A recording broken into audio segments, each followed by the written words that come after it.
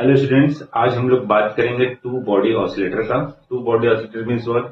दो बॉडीज हैं, two bodies are connected with the one spring, common spring, और उसका लेंथ क्या है? एल है।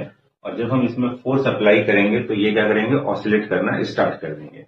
अब जो स्प्रिंग में एलोंगेशन या कंप्रेशन होगा वो दोनों ही ऑब्जेक्ट या दोनों बॉडी के लिए क्या रहेगा? कॉमन रहेगा। तो जब हम इक्वेशन लिखने के लिए जाएंगे तो वो इक्वेशन हम लोग कैसे लिखेंगे? जैसे हम लोग एसएचएम के लिए क्या लिखते हैं? F is equal to minus के एक्स। एफ का मतलब क्या होता है? एम ए होता है। तो यहाँ पे अगर हम फर्स्ट बॉडी के लिए लिखने के लिए जाएंगे तो कैसे लिखेंगे?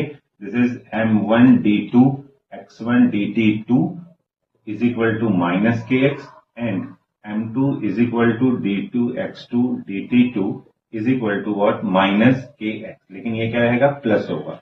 ऐसा क्यों हो रहा है? क्योंकि एक ऑब्जेक्ट के लिए फोर्स इस डायरेक्शन में है तो इस बॉडी के लिए यही फोर्स क्या होगा?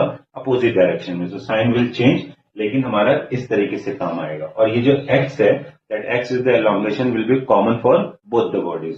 तो अब यहाँ पे x क्या लिखेंगे हम लोग? तो x will be what? It is x1 minus x2 minus l हो जाएगा। अब हमें क्या करना है?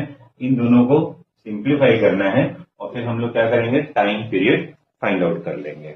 मैंने यहाँ पे सिंप्लीफाई के लिए क्या कर दिया? इस इक्वेशन में m2 का मल्टीप्लाई कर दिया, इस इक्वेशन में हमने क्या कर दिया? m1 का मल्टीप्लाई कर दिया। Now equation becomes what?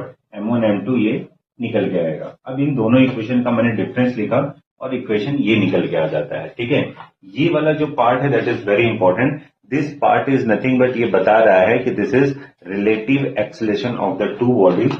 और इसको हम लोग इस तरीके से भी लिख सकते हैं m1 m2 and this is nothing but d2x by dt2 हो जाएगा। And this is what? kx।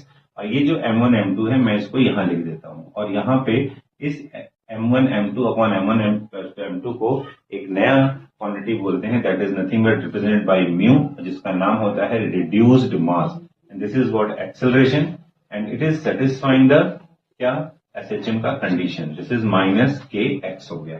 अब यहां से अगर देखा जाए तो जो k बाई म्यू है, ठीक है, तो that k by mu is nothing but representing the what? Omega square. So k by mu is equal to omega square. Omega is equal to क्या होता है? 2 पाई बाई टी का square is equal to k by mu हो जाएगा। And from here we can find the value of t and that t is nothing but क्या निकल के आएगा? 2 pi under root k by mu. So this is what?